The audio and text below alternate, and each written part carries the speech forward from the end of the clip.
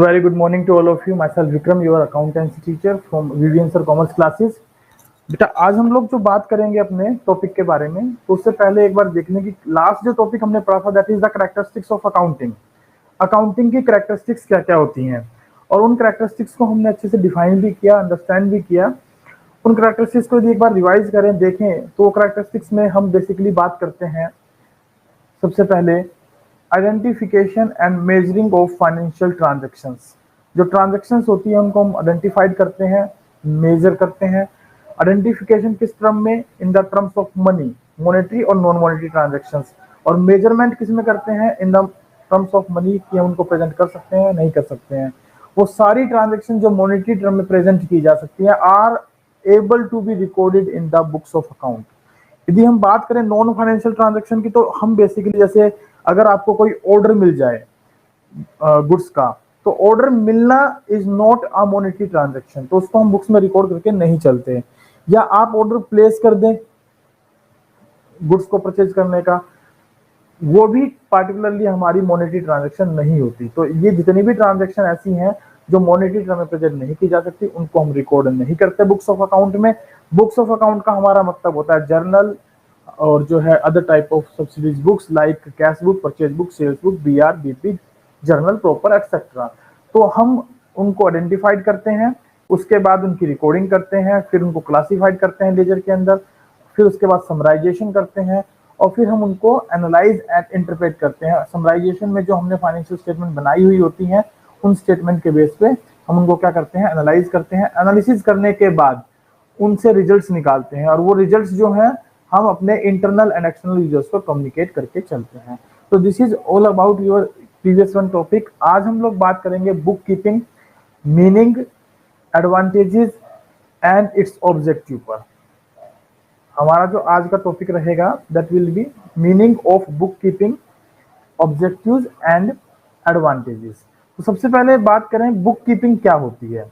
अगर हम बात करते हैं बुक कीपिंग के बारे में, तो it is a very first stage of accounting. Accounting का ये सबसे पहला स्टेप होता है, अकाउंटिंग के अंदर ये सबसे पहला पॉइंट है जिसे हमें कंप्लीट करना होता है। And basically it included 4 basic parts of your accounting process. कौन कौन से बेसिक पार्ट्स आर यूज करता है? एक तो ट्रांजेक्शन्स को आइडेंटिफाइड करना, एक उनको मेजर करना in the terms of money, फिर उनकी जर्नल में रिकॉर्डिंग करना, and after that making the classification of all those transaction through the ledger accounts. तो ये 4 बेसिक इसमें स्टेप हम फॉलो करके चलते हैं, that is to be called as your book keeping. तो बुक कीपिंग की सबसे पहले एक बार डेफिनेशन पर फोकस करते हैं। According to R N Carter ने डेफिनेशन क्या दी है बुक कीपिंग की, कि इसको आर्ट और साइंस माना है। आर एन कार्टर ने इसको साइंस और आर्ट के तौर पर जो है डिफाइन किया है, which correctly recording in the books of accounts all those business transactions that results in the transfer of money और मनीज वर्थ। यानी वो सारी ट्रांजेक्शंस में हम रिकॉर्ड करके चलते हैं जिनको मनी में या मनीज वर्थ या पैसे के इक्विवेलेंट कन्वर्ट किया जा सकता है, according to R N Carter. According to A J Favell के अकॉर्डिंग देखें तो book keeping is the art of recording the financial transactions of a business in a methodical manner. Methodical manner means systematic manner, so that information on any point in relation to them may be quickly obtained। ताकि यदि हमें किसी भी प्रकार की information की requirement रहे तो हम इजिली उन इंफॉर्मेशन को through the book keeping collect कर सकें, that is to be called as book keeping. Book keeping हम अगर इन शॉर्ट बात करें तो सबसे पहले ये एक आर्ट और साइंस है जिसमें करेक्टली आप डाटा को सिस्टमैटिक और मेथोडिकल वे में रिकॉर्ड करके चलते हैं और उन ट्रांजेक्शन को रिकॉर्ड करके चलते हैं जो मॉनेटरी टर्म में या मनीज वर्थ प्रेजेंट की जा सकती हैं। This is the first stage of accounting. ये फर्स्ट स्टेज ऑफ अकाउंटिंग होती है। After that our accounting will continue. पहले हम बुक कीपिंग करते हैं, उसके बाद अकाउंटिंग स्टार्ट करते हैं। तो book keeping is branch of knowledge which is concern with keeping records of financial transaction in systematic manner. जो फाइनेंशियल ट्रांजेक्शंस होती हैं उनके रिकॉर्ड को सिस्टमैटिक वे में रिकॉर्ड करने का जो पार्टिकुलरली ब्रांच ऑफ नॉलेज है, that branch of knowledge is to be known as book keeping. ये बेसिकली एक ऐसी ब्रांच है जो कि लो नॉलेज के साथ भी एग्जीक्यूट की जा सकती है।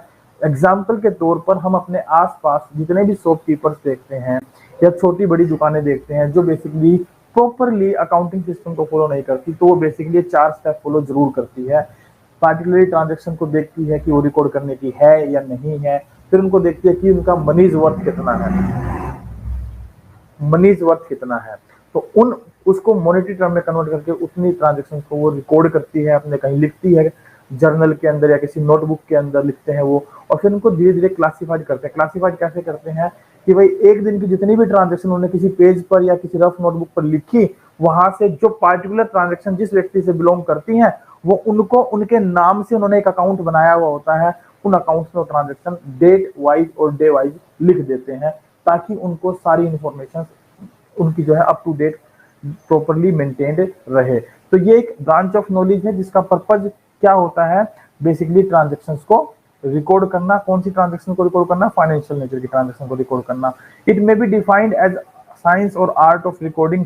साइंस और आर्ट हम इसको क्यों कह रहे हैं बार बार? बिकॉज साइंस के अंदर कुछ बेसिक प्रिंसिपल्स होते हैं, साइंस के अपने प्रिंसिपल्स होते हैं, वैसे ही अकाउंटिंग करते हैं तो हम कुछ प्रिंसिपल्स को फॉलो करके चलते हैं। एज पर दोज प्रिंसिपल्स हम अपने जो जितने भी फाइनेंशियल ट्रांजैक्शन है that are to be recorded in the books of account, उनको बुक्स ऑफ अकाउंट में रिकॉर्ड करके चलते हैं। Why it is an art? Art क्यों कह रहे हैं हम लोग इसको? बिकॉज ऑफ आर्ट का मतलब होता है to present the data in in आर्टिकुलेटिक वे, यानी इस तरीके से डाटा को प्रेजेंट करना कि उसको देखने पर वो इजिली समझ में आ जाए। तो वैसे ही अकाउंटिंग के अंदर जब हम डाटा को रिकॉर्ड करते हैं तो it is to be recorded in a systematic way, proper way, chronological order, ताकि जो भी व्यक्ति या कोई लेमैन इनकी डाटाज को देखे, चेक करे, तो वो आसानी से इंफॉर्मेशन कलेक्ट कर सके फ्रॉम द बुक कीपिंग, जो हमने बुक्स मेंटेन किया उनसे, इन the books of accounts in a well derived and systematic manner.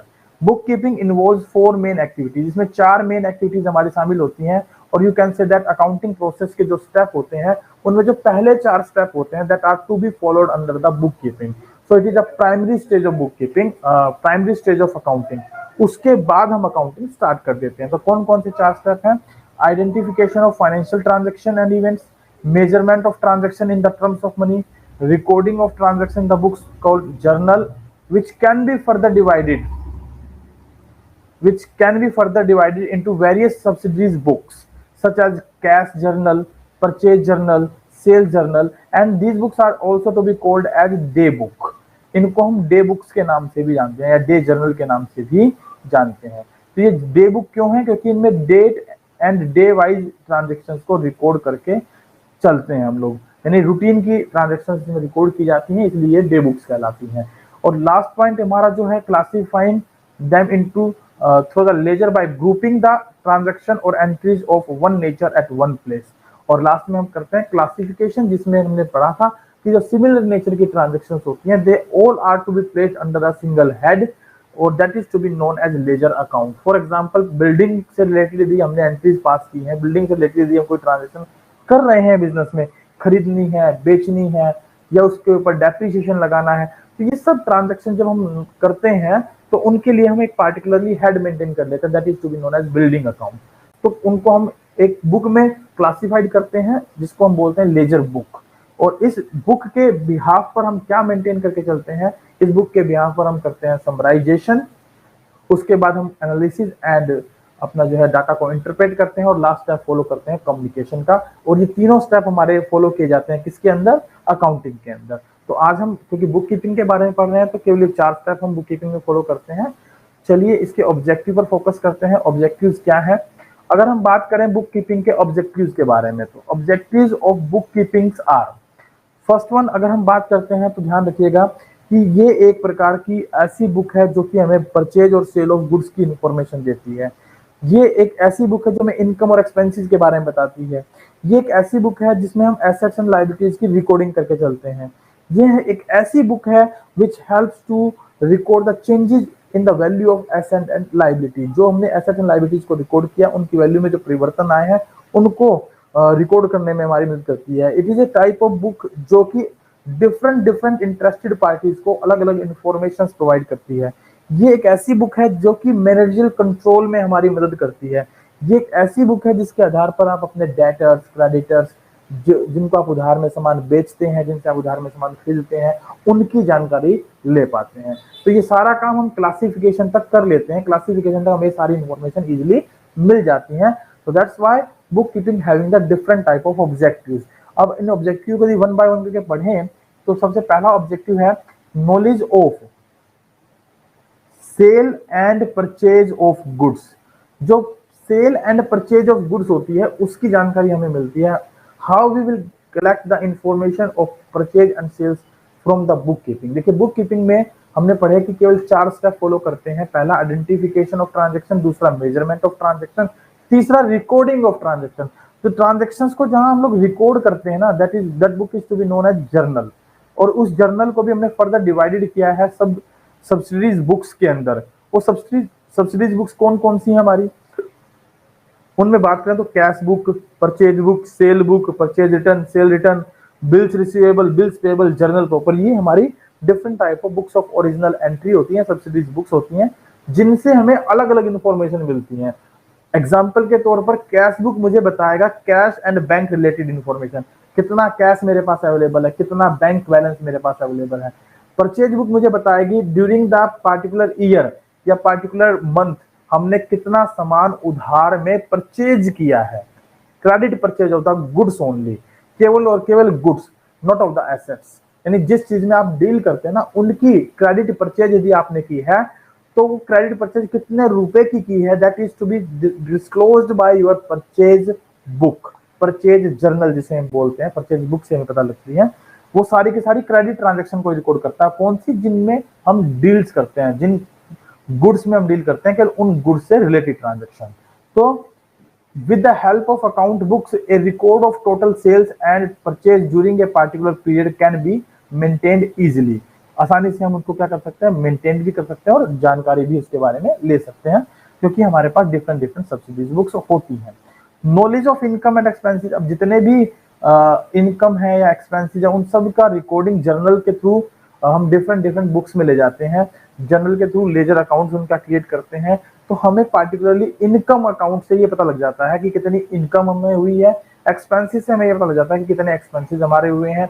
Income और एक्सपेंसेस को इजिली बुक कीपिंग के आधार पर हम आइडेंटिफाइड कर सकते हैं। The record of various incomes and expenses is kept in such a way that the net profit और net loss during a particular period can be readily ascertain. आसानी से उसको आप क्या कर सकें, आइडेंटिफाइड कर सकें, निश्चित सुनिश्चित कर सकें, असर्टेन कर सकें, कैलकुलेट कर सकें ओवरऑल। नेक्स्ट है हमारे पास record of assets and liabilities. जब बात करते हैं record of assets and liabilities के बारे में, अगर मान लीजिए मैं आपको 100 रुपए देता हूं और मैं वो 100 रुपए आपको एज एन उधार क्रेडिट बेस पे देता हूं कि ये 100 रुपए लीजिए और आपको 10 दिन या 15 दिन के बाद मुझे वापस करने हैं, that will becomes your liability. लेकिन यदि मैंने आपसे कोई सामान खरीद लिया, कोई गुड्स परचेज कर लिया और उसके बदले में मैंने आपको 100 रुपए दे दिए, तो you will not give me back that 100 rupee note because it will becomes your asset. तो अब इनको अगर समझें तो एसेट का मतलब है ऐसे आइटम्स, ऐसी थिंग्स जिन पर आपका पोजेशन हो, जिसके ऊपर आपका अधिकार हो, जिसको आप अपने मन से जैसे मर्जी जिसको यूटिलाइज कर सकें, that will becomes your asset. And the liabilities कि भाई आप किसी से कोई चीज लेते हैं ऑन द कंडीशन ऑफ कि मैं उसको रिटर्न करूंगा या मैं उसको वापस करूंगा, तो वो आपकी लायबिलिटीज बन जाती हैं दैट यू हैव टू पे टू द आउटसाइडर। जिससे भी लिया है उसको आपको पैसा रीपेड करना है, वापस करना ही पड़ेगा। आप उसको यूज कर सकते हैं जैसे मर्जी, लेकिन क्योंकि उसका एक बर्डन आपके ऊपर बना रहेगा तो वो बर्डन जो है that will becomes your liability. तो लायबिलिटी में जैसे कि अगर एग्जांपल के तौर पर बात करें कि आप किसी से 500 रुपए उधार ले लें, तो 500 रुपए जो आपने उधार ले लिए तो इट डजंट मीन कि वो आपकी एसेट बन गई, आपको वो पैसा उसे वापस करना ही पड़ेगा। It will becomes your liability. तो लायबिलिटी को सिंपली आप डिफाइन करेंगे तो will write it as liabilities means obligation or the amount payable or the amounts outstanding that we have to pay to the outsiders, जिनको तो हमें बाहर वाले लोगों को पेड करना है, that will becomes our liabilities। हम बात कर रहे थे record of asset and liabilities के बारे में। Another objective of book keeping क्या होता है, एसेट्स एंड लायबिलिटीज को रिकॉर्ड करना। देखिए एसेट्स एंड लायबिलिटीज को हम अगर एक बार अंडरस्टैंड और करने की कोशिश करें तो हम जिस सिस्टम को पढ़ रहे हैं that system is known as double entry system. हमारी बुक का नाम भी यही है, double entry system. Double entry system के अंदर हमारे पास क्या होता है, दो पार्टिकुलर साइड होती हैं, एक होती है डेबिट साइड और दूसरी होती है क्रेडिट साइड। अब डेबिट साइड और क्रेडिट साइड दोनों क्या होती हैं, इक्वल होती हैं, that's why it is double entry system. कोई भी पार्टिकुलर ट्रांजैक्शन होती है, you will record it on the two sides, at least two sides, कम से कम दो साइड रिकॉर्ड करके चलते हैं, एक डेबिट साइड और दूसरा क्रेडिट साइड, दो एस्पेक्ट रिकॉर्ड करके चलते हैं बेसिकली, एक डेबिट साइड में, क्रेडिट साइड में। यदि आपको पता है पार्टिकुलर ट्रांजैक्शन का डेबिट क्या है तो इजीली क्रेडिट आपको पता लग जाएगा, यदि आपको पता है उसका क्रेडिट क्या है तो इजीली आपको उसका डेबिट पता लग जाएगा। तो debit will be equal to credit. तो इस बिहाफ पर हमारे पास जो हमारी एसेट्स होती हैं that will be equal to, वो इक्वल टू होती हैं किसके बराबर, लायबिलिटीज प्लस कैपिटल। यानी कि जितनी भी एसेट्स आप बिजनेस में परचेज करके रखते हैं वो सारी एसेट्स या तो आपने खुद के पैसे से खरीदी हैं या आपने उधार के पैसे से खरीदी है, लेकिन क्योंकि आपने वो एसेट्स खरीदी है तो दैट इज योर पार्टिकुलर, उसके ऊपर आपकी क्या है, ओनरशिप है, वो आपकी अपनी एसेट्स है। हाँ, जब आपको लायबिलिटीज की पेमेंट करनी है तो या तो आपके पास इन हैंड कैश हो, आप लायबिलिटीज की पेमेंट कर दें, या फिर जो एसेट्स हैं और अगर उनको बेचकर पैसा पेड करना पड़ रहा है तो उनको बेचकर भी पैसा उनका पेड कर सकते हैं। जो बाकी एसेट्स बच जाएंगी that will be equal to your capital, वो आपकी कैपिटल के इक्वल होंगी, क्योंकि वो पैसा आपने खुद लगाया था, तो खुद की पैसे से खरीदी गई एसेट्स जो होती हैं वो हमारे, उनके ऊपर हमारा पोजीशन होता है, उनको हम जैसे मर्जी यूज करें, और यूज करने के बाद यदि हमारा पर्पज सोल्व हो जाता है और अगर हमें अपना ही पैसा आपको हमें वापस लौटाना हो तो हम उन एसेट्स को बेचकर पैसा रिकवर कर सकते हैं। अब क्वेश्चन यहाँ ये उठता है, सर हमारा पैसा है, हम बिजनेस में लगा रहे हैं, तो हमें वो वापस क्यों मिलेगा? इसका एक सीधा सा रीजन है, मैं आपको बताऊं कि जो बिजनेस होता है, बिजनेस वो एक सेपरेट एंटिटी है। कैसी एंटिटी है? एक सेपरेट एंटिटी है। इस सेपरेट एंटिटी का मतलब होता है कि किसी भी बिजनेस के अंदर बिजनेस और businessman both are the different to each other. Example के तौर पर यदि आप सपोज रिबॉक शोरूम से पर्टिकुलर कोई शूज परचेज कर लेते हैं और वो शूज जो है ना डिफेक्टिव आ जाता है, तो आप जाकर उस शोरूम पर उस प्रोडक्ट को रिप्लेस कराते हैं और वो दुकानदार आपको ये कहता है कि जी ये हम तो रिप्लेस नहीं करेंगे, कंपनी रिप्लेस करेगी, तो इसमें थोड़ा समय लगेगा, तो आप वो दे आते हैं और कंपनी उसको आपको रिप्लेस करके देती है। तो यहाँ पर बात क्या हुई कि अगर मान लीजिए वो मना कर देता तो आप वहां पर यदि कोई लीगल एक्शन लेना चाहते हैं तो you will not take the legal action against the seller, you will take the legal action against the company कि भाई रिबॉक की कंपनी का ये प्रोडक्ट था, उन्होंने मुझे ये प्रोडक्ट सेल किया, उस कंपनी का प्रोडक्ट मैंने परचेज किया जिसके ऊपर ये लिखा था कि भाई इसकी गारंटी वारंटी है, और मैं जब उसके पास गया तो उसने ये रिप्लेस करके नहीं दिया या उसने मुझे जो है ये चेंज करके नहीं दिया, रिपेयर करा के नहीं दिया। तो उस कंडीशन में हम जो केस करेंगे वो केस कंपनी पर करेंगे, रिबॉक कंपनी पर, ना कि उस पार्टिकुलर सेलर पर। तो ये जो एग्जांपल है ये शो करता है कि बिजनेस और बिजनेसमैन दोनों एक दूसरे से डिफरेंट होते हैं। बिजनेसमैन अपनी लाइफ में कुछ भी करता रहे, उसकी ट्रांजेक्शन को बिजनेस की ट्रांजेक्शन के साथ मिक्स नहीं करेंगे, और बिजनेस की जितनी भी ट्रांजेक्शन होती है उन ट्रांजेक्शन को हम बिजनेसमैन के पर्सनल जो ट्रांजेक्शन होती है उनके साथ मिक्स नहीं करेंगे। तो it shows they having the separate legal entity. तो हमने बात किसके बारे में स्टार्ट कर रखी थी? Recording of assets and liabilities. So another objective of bookkeeping is to keep records of various assets and liabilities in such a way that the financial position of business at the end of accounting period may be determined. तो particularly जो हमारी assets and liabilities है उनको हम record करते हैं इस प्रकार से कि फाइनेंशियल पोजीशन जो है बिजनेस की वो at the end of an accounting period easily identified की जा सके, आसानी से उसका डिटर्मिनेशन किया जा सके, उनको सुनिश्चित किया जा सके, आइडेंटिफाइड किया जा सके। नेक्स्ट जो ऑब्जेक्टिव है हमारा बुक कीपिंग का that is recording of changes in the value of assets and liabilities. अब ऐसा तो नहीं है कि हमने कोई एसेट्स परचेज कर ली तो वो पूरी life time as it is रहने वाली है, उसकी वैल्यू में कोई परिवर्तन ही नहीं आएगा, कोई इन्फ्लेशन डिफ्लेशन नहीं होगा, या किसी प्रकार की कोई लायबिलिटी हमारी क्रिएट हो गई तो उसकी जो है ना रीअसेसमेंट नहीं होगी। या मान लीजिए मैं किसी से क्रेडिट में उधार में गुड्स परचेज कर लेता हूँ तो ऐसा तो नहीं है कि बस खरीद ली दोबारा खरीदूंगा ही नहीं, और भी मुझे खरीदनी पड़ सकती है। तो उनकी वैल्यूज में परिवर्तन चेंजेस होते रहते हैं, उनकी वैल्यूज बदलती रहती हैं, तो उन बदलती वैल्यूज को भी हम सिस्टमेटिक वे में यहाँ पर रिकॉर्ड करते हैं ताकि हमें उनका एक रिक्वायरमेंट के वक्त आसानी से डाटा अवेलेबल हो सके। तो with the help of book keeping a systematic record of all the changes in the value of various assets and liabilities is maintain. उनको हम इजिली क्या कर सकते हैं? हम मेंटेन कर सकते हैं। knowledge of financial position. Now what is financial position? Financial position basically means our total assets कितनी है, total liabilities कितनी है और total capital कितनी है. In our business, how much we have total assets, total liabilities and total capital. That three things reflecting the financial position of an organization. So a businessman can ascertain his financial position with the help of bookkeeping records. Again, he can see whether his business is going into profits or running into losses. तो उसके आधार पर ये आसानी से क्या पता लगा सकते हैं कि भाई उनके बिजनेस प्रॉफिट में चल रहे हैं या लॉसेस में चल रहे हैं. तो that will shows the financial position or the profitability of the organization. Next जो पॉइंट है इसके अंदर that is records of debtor and creditor. Now who are the debtors and who are the creditors? This is the main question here. Debtor standing for those person to whom we are selling the goods on credit basis, and the creditors are those person from whom we are purchasing the goods on credit basis. So debtor means the person from whom we have to collect the money, and creditors mean to whom we have to pay the money. So those are known as debtor and creditor, and they are to be easily identified from the particular subsidiaries books. Those books are either your purchase book or your sales book. If I am talking about the purchase book, that is to be helpful to identify that how much debtor we have, and if you are discussing about the sales book, then easily you can identify that how much purchase book will help you to identify the amount of creditors, whereas sales book is helpful to know about the number of your debtors. तो हम इन books के आधार पर इन दोनों information को यहाँ से easily calculate कर सकते हैं.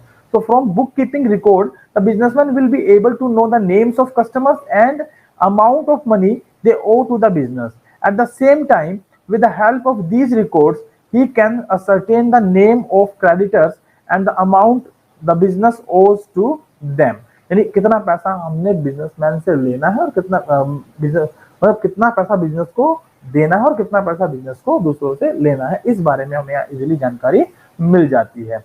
नेक्स्ट जो पॉइंट है हमारा that is facilitating the managerial control. What is managerial control? अगर बात करें मैनेजरियल कंट्रोल की तो it directly belonging to directly refers to कि हम यदि किसी प्रकार का कोई भी डिसीजन लेना चाहते हैं तो that decision that type of planning comes under the managerial control.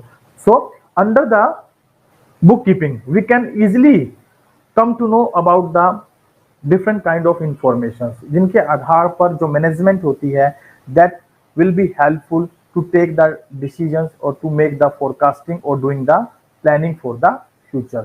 तो फ्यूचर के लिए क्या कर सकती हैं हम लोग, जिसके आधार पर क्या कर सकते हैं, प्लान्स बना सकते हैं, प्लानिंग कर सकते हैं. तो बुक कीपिंग हमारी मदद करती है मैनेजर कंट्रोल करने में भी.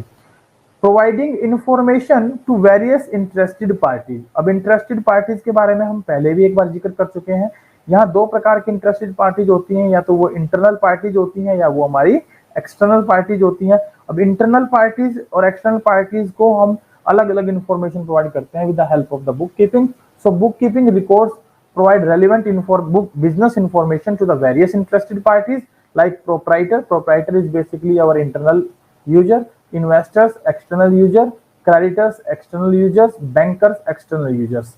अब बैंकर्स को हम किस प्रकार की इंफॉर्मेशन प्रोवाइड करते हैं या बैंकर्स किस प्रकार से इंफॉर्मेशन को यूज करता है, वो देखता है कि भाई अगर इसको लोन की जरूरत है और ये मेरे से लोन की डिमांड कर रहा है तो हम ये इसके आधार पर चेक करते हैं कि भाई इसकी फाइनेंशियल पोजीशन कैसी है. अगर वो स्ट्रॉन्ग है तो बैंक आसानी से इसको लोन प्रोवाइड कर सकता है. क्रेडिटर से यदि उधार में सामान खरीदना चाहते हैं तो वो चेक करता है कि इसकी क्रेडिबिलिटी कैसी है, कि पहले जो हमने सामान बेचा था इसको क्या उसका पैसा ये वापस कर चुका या नहीं कर चुका, या इसकी कंडीशन भी है या नहीं है देने की. तो क्रेडिटर इसलिए हमारे बिजनेस में इंटरेस्टेड होता है. तो अलग अलग इंटरेस्टेड पार्टीज को यहाँ से अलग अलग इंफॉर्मेशन मिलती हैं जिनका वो यूटिलाइजेशन करते हैं टू कंटिन्यू देयर बिजनेसेस. अब यहाँ पर अगर हम देखें साइड में तो हमें दी गई है बुक्स ऑफ ओरिजिनल एंट्री. अगर आपसे कोई पूछता है what are the books of original entry, so there are total 8 books of original entry. First one is your cash book, second one is your purchase book, third one is your sales book, thereafter purchase return book, sales return book, and BR book, bills payables book, journal proper book. तो 8 प्रकार की books होती हैं. They are also to be known as subsidiaries books or part of journal.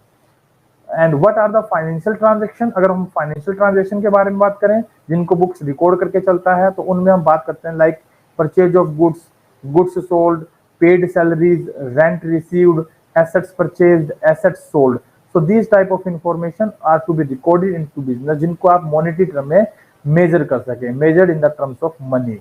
And thereafter non financial transaction के भी आप example देखें तो non financial transactions में हम लोग basically शामिल करते हैं receiving an order for sale of goods, placing an order of goods, dispute or conflicts among the employees or managers, death of a manager, employee or a customer, appointment of a manager, employee or a worker. These all those type of transactions which cannot be termed into monetary value, या जिनको major नहीं किया जा सकता money में, केवल ये एक ट्रांजैक्शन है जो कि बिजनेस के साथ रिलेटेड है, लेकिन इनमें क्योंकि मॉनेटरी फील्ड कहीं पर भी एग्जिस्ट नहीं करता, इसीलिए ये बिजनेस में रिकॉर्ड नहीं होती। इन्हीं के अलावा एग्जांपल जैसे lockout, quarrel between two managers, है ना, जो या फिर किसी पार्टिकुलरली ऑर्गेनाइजेशन के अंदर हड़ताल कर दें एम्प्लॉइज, तो स्ट्राइक कर दें, वो सब क्या है, नॉन फाइनेंशियल ट्रांजैक्शन है। चलिए अब हम बात करेंगे इनके एडवांटेजेस पर। तो what are the advantages of book keeping. अगर बुक कीपिंग के एडवांटेजेस के बारे में बात करें तो एडवांटेजेस का सीधा मतलब होता है इसकी मेरिट्स। भाई बुक कीपिंग कैसे हमारे लिए हेल्पफुल है, तो ये जो हम ऊपर ऑब्जेक्टिव पढ़कर आए हैं वो objective basically converted into its advantages. अगर वन बाय वन करके देखें तो वही ये सारी बातें हम यहाँ डिस्कस करने वाले हैं। The necessity and importance of book keeping is well understood from there the advantages derived from it. जो हम एडवांटेजेस हम यहाँ डिस्कस करेंगे उनसे हमें इजिली ये पता लग जाएगा कि why it is an important और necessity for the organization. These advantages are given in the following lines. क्या है ये एडवांटेज? पहला एडवांटेज हमारा a permanent record of all transaction can be made. यहाँ पर हम परमानेंटली क्या कर सकते हैं, सभी ट्रांजेक्शन का रिकॉर्ड रख सकते हैं, मेंटेन कर सकते हैं। नेक्स्ट पॉइंट अगर हम देखें the net results of business activities, net means net profit, net loss etcetera during a particular period can B correctly ascertained. बिल्कुल सही तरीके से हम उनको क्या कर सकते हैं, आइडेंटिफाइड कर सकते हैं। But remember that never to be any person is never to be a perfect person. तो कोई भी व्यक्ति परफेक्ट नहीं हो सकता। वैसे ही बिजनेस की ट्रांजैक्शन या एक्टिविटीज को हम बिजनेस में जब रिकॉर्ड करते हैं तो इट मींस कि हम उनमें करेक्टली असरटेनमेंट कहते हैं भी कर सकते हैं, लेकिन कई बार ऐसा होता है कि ट्रांजैक्शंस में कहीं ना कोई एम्बिग्यूटी रह जाती है, कोई एरर्स रह जाती है, कोई मिस्टेक रह जाती है, जिसकी वजह से हमारी financial statement correct result show नहीं करती। बट ऑन एन एवरेज अगर हम करें 99% की बात, तो हमारी ट्रांजैक्शंस क्या होती हैं, करेक्टली रिकॉर्ड होती हैं। At any point of time the true financial position of the business can be determined with the which facilitate sale और परचेज ऑफ द बिजनेस। और किसी भी वक्त यदि आपको ये देखना है कि मैं मुझे बिजनेस को बेचना चाहता हूं, तो on the at the time of purchase और sale of the business we can easily identify or we can easily ascertain our financial position of the organization. So that will be also a advantages of your bookkeeping, जिसके आधार पर आप information easily ले सकते हैं। Bookkeeping records provides a great help to management in taking important decisions and in controlling the business efficiently.